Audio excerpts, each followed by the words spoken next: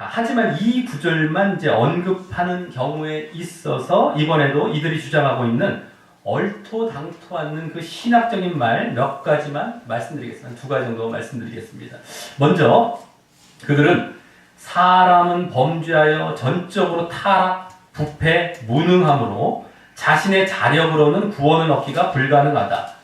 죄인이 구원받는 유일한 길은 하나님의 무조건적 선택 이외에는 다른 길이 없다라고 이 전적 타락 교리와 함께 칼빈의 오래 교리죠. 이제 첫 번째 교리죠. 전적 타락. 그리고 두 번째가 이제 무조건적 선택인데 이 전적 타락 교리와 함께 이 무조건적 선택 교리를 말하는 것입니다.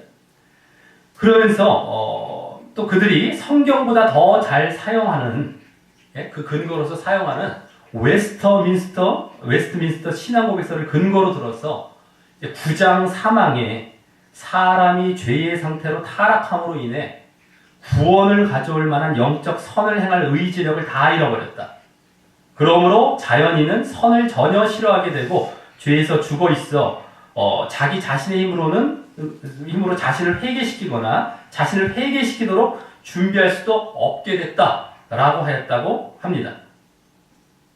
자, 이 말들은 얼핏 들으면 그럴듯하게 들리고 그냥 넘어가게 되는 경우가 많습니다.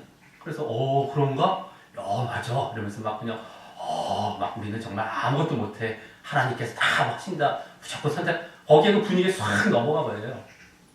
그게 아니죠. 우리가 행여라도 우리 스스로 구원할 수 없다. 그럼 맞는 말이에요. 어떻게 왜 그렇습니까? 우리가 하나님 나라에 갈 수 있는 건 당연히 하나님께서 그 예비하신 나라를 우리 스스로는 갈 수가 없죠. 당연히 하나님께서만 주셔야만 하는 것이죠. 그죠? 그 결과물을 얘기하는 거예요. 결과물에 있어서는 우리가 그쪽으로 어떤 일을 한다 할지라도 우리가 들어갈 수 없습니다. 그죠? 어떤 방식을 쓰더라도. 근데 하나님께서 그 결과물, 하나님 나라에 들어가고 영생을 얻는 길을 마련해 주셨죠, 우리에게. 그 길로 가면 되는 거예요. 그 길을 무시하는 겁니다. 쉽게 말해서 이들은. 그 결과물에 있어서 우리가 그것을 만들 수가 없어요. 하나님 나라를 우리가 만들고 유토피아를 꿈꿔갖고 그걸 어떻게 만들어보고 아니면 생명을 우리 스스로 만들 수가 없어요. 하나님만 주실 수 있는 겁니다. 생명이라는 거. 우리가 갖고 있는 생명은 우리가 파리 한 마리 지금 못 만들고 개미 한 마리 못 만들지 않습니까? 사람이 아무리 문명이 발달을 했다 할지라도 생명을 이렇게 싹 만들어서 이렇게 어떻게 로봇으로 만들어도 직접 생명을 부여해 줄 수가 없어요. 이런 차원입니다. 우리가 할 수 없다는 것, 그런 차원이지만 그곳으로 갈 수 있는 길을 열어주셨어요. 하나님께서. 우리가 그거를 따라가야 되는 것인데 그것이 아닌 이 사람들은 창세전에 무조건적 선택 외에는 없다는 거예요. 말도 안 되는 얘기를 하는 거죠. 성경을 다 무시하고요. 자, 그래서 그럴듯하게 막 들려요. 그래서 그냥 넘어가게 되는 경우가 많습니다. 말씀을 모를 때는 더욱 그렇죠. 자, 하지만 이 주장은 그냥 자신들이 만든 하나의 철학과도 같은 인본적인 교리입니다. 이 철학입니다. 철학한 거예요. 이 사람들 말씀을 갖고 얘기한 게 아닙니다. 자, 그래서 성경에는 하나님께서 인간의 구원을 위해 복음을 전하게 하시고 전도하게 하셔서 그 복음을 듣고 회개하고 믿음을 가진 자가 누구나 구원을 얻도록 나와 있다는 누구도 알 만한 아주 기본적인 사실조차 망각하게 하는 것입니다.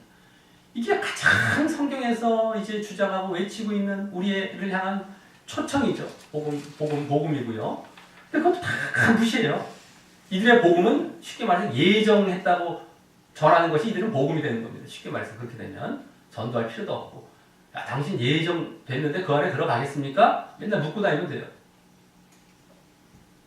말도 안 되는 거예요. 성경을 다 아주 깡그리 무시하는 겁니다. 그래 놓고 자신들은 마치 옳은 것처럼 하나님께서 우리는 전적으로 무조건적으로 우리는 선택해야 되고 그런 어떤 말이나 분위기에 확 넘어가서 사람들 성경 모를 때 그럴 적으로 넘어가요. 성경을 보면 전혀 그런 게 나오지도 않고 그런 맞질 않거든요. 의심을 갖고 그걸 잘못됐음을 깨달으면 되는데 전혀 안 그래요. 말씀 보다 말고요. 그거 그냥 쫓아가는 겁니다. 자, 한마디로 무조건적 선택이 아니라 믿음의 반응이 우리의 구원의 조건이 되는 것입니다. 우리가 구원받는다 했을 때 그 조건이 있어요. 은혜다 할 때 조건이 있는 겁니다. 뭡니까 다? 무조건적 이런 거 없습니다. 은혜가 무조건적이다 이런 거 없습니다. 은혜 자체는 우리가 어떻게 만들어낼 수가 없어요. 하나님께서 주셔야만 하는 겁니다. 그렇기 때문에 이 은혜는 하나님께 주시는 차원이 있지만 그것을 우리가 받기 위해서 조건이 있는 거예요. 근데 이 기독교가 지금 다 잘못된 것이 조건이 없다, 무조건적이다라는 말을 남발하면서 지금 성경을 보시면 전혀 그렇게 나와 있지 않습니다. 조건을 분명히 제시합니다. 너희들을 믿어야 한다. 너희들 분명하게 순종해야 한다. 이 길을 따라가야 한다. 근데 무조건적 은혜를 남발하면서 선택, 특별히 예정론 같은 경우 무조건적 선택. 사람들 너무너무 좋아하죠. 그게 아닙니다. 우리 믿음의 반응이 구원의 조건이 된다라고 하는 것입니다. 자, 또 다음으로 그들이 하는 말들 중에서 다음 말은 예수 안에 있는 참된 성도라고 한다면 누구나 자기의 영생을 얻기로 선택함을 받았다는 사실을 확신할 수 있고 쉽게 말해서 구원의 확신 이런 말로 또 얘기할 수 있겠죠. 이런 말은. 그 다음에 또 마땅히 확신해야만 한다. 자, 이렇게 얘기합니다. 그래서 하나님이 주신 선물인 믿음은 구원의 방편이요 택함 받은 자들에게만 주어지는 것이기 때문에 선물이라고 얘기하고 또 택함 받은 자들에게만 믿음이 주어진다고 합니다. 이 믿음을. 자, 그러면서 누구든지 자신이 이 믿음을 소유했다고 믿는 자는 자신이 선택받은 사람이라는 것을 확신해도 좋다. 아무리 연약한 믿음이라 해도 그것이 참 믿음이라면 그것은 그 믿음을 소유한 자가 구원 얻었다는 증거이기 때문이다. 라고 말합니다. 이 말도 아주 그럴듯하게 들리게 되죠. 그런데 내가 믿음이 있으니까 선택받고 구원받았다는 증거 아닌가? 막 그냥 예정을 또 앞에 얘기하면 선택받았다 하면서요. 아주 그럴듯하게 들리죠? 이 말 웬만하면 다 넘어갑니다, 이거에. 맞아, 나 그 믿음 있구나, 구원받았네. 확신 가져도 되겠네, 이러고 넘어가요. 근데 무엇이 문제입니까? 잘 이제 생각해 봐야 됩니다. 무엇이 문제입니까? 자, 구원을 얻기 위해 우리가 믿음을 가져야 하고, 그래서 믿음이 구원을 위한 조건이라고 하는 것이 아니라, 그게 맞는 것인데 그렇게 얘기한 것이 아니라 믿음이 있는 것을 보니 구원으로 예정되고 선택받은 증거라고 하는 것입니다. 이 두 말이 비슷하게 들리지만 전혀 다르죠. 자, 그래서 이제 이들이 주장했던 대로 그런 경우라면 자신이 진정한 믿음을 가지려 하고 또 그것을 계속해서 유지해 가려고 하는 모습은 전혀 필요 없게 되고요. 단순히 어느 시점에는 진정 믿었다 하더라도 그것을 그 당시 내가 믿음이 있다라는 것을 확인하는 순간 다시는 그런 믿음을 가지거나 보일 필요가 없어지게 됩니다. 자, 왜냐하면 자신이 창세 전에 선택받고 예정되었음을 이미 증명받은 것이 되기 때문입니다. 내가 믿음 한 번이라도 가졌어요. 그러면 내가 창세에 예정됐으니까 가졌네. 한 번이라도 난 예정됐네. 끝난 겁니다. 그러니까 진정한 믿음을 가질 필요가 없고 유지가 될 필요가 없어요. 그 이후부터는요. 자, 그래서 아까 그 말들 중에 연약한 믿음이라고 해도라는 말도 하고 있었던 것입니다.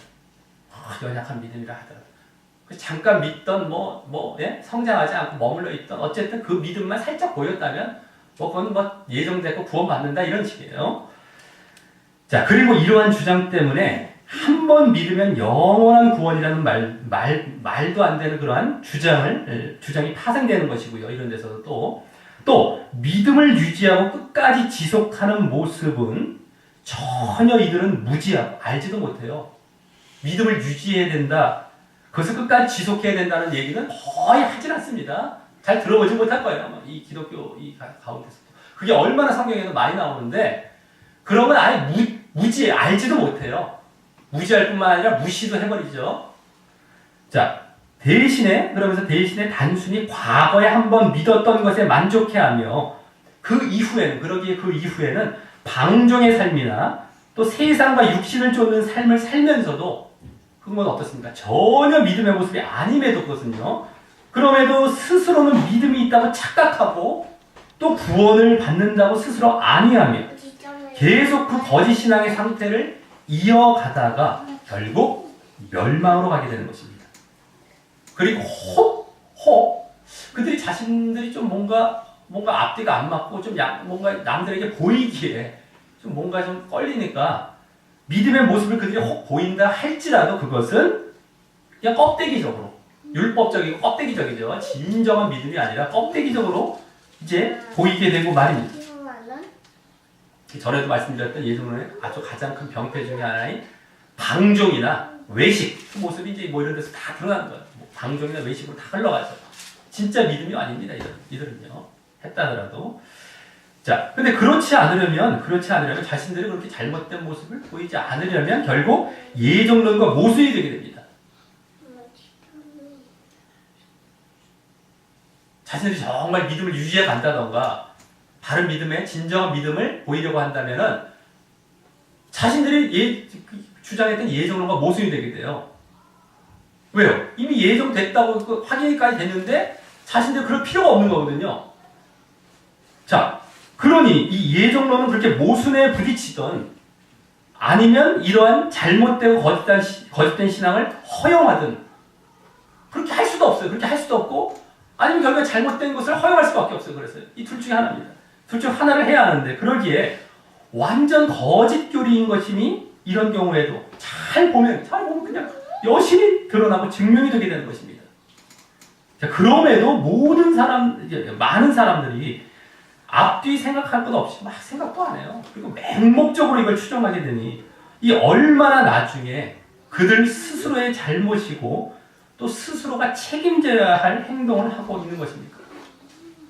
다 자기 스스로의 책임입니다. 이거 뭐 어렵지 않습니다. 잠깐만 생각해봐도 되고 우리가 그 예정론대로 신앙생활하다가 딱딱 부딪히는 것이 한두 번이 아닙니다. 거기서 다 드러날 수 있는데 그걸 무시하고 쫓아가요. 다 자신들이 나중에 심판받는데 다 자신 책임입니다. 뭐 거짓 가르침을 누가 줬다, 목사가 저렇게 얘기했다, 다 아무 소용 없습니다. 자기가 다 발견할 수 있는 건데도 그렇게 쫓아가는 거예요. 거짓 거 믿고서요. 나중에 다 이제 그건 스스로 다 심판받는 거예요. 자, 이렇게 우리가 여기까지 봤고요. 자, 다음으로 이제 오늘 본문 전체를 보며 바르게 해석하면서 이 구절이 전혀 예정론을 말하고 있는 구절이 아니라는 사실을 밝히겠고요. 그렇게 해서 나온 교훈을 이제 또 우리에게 적용하는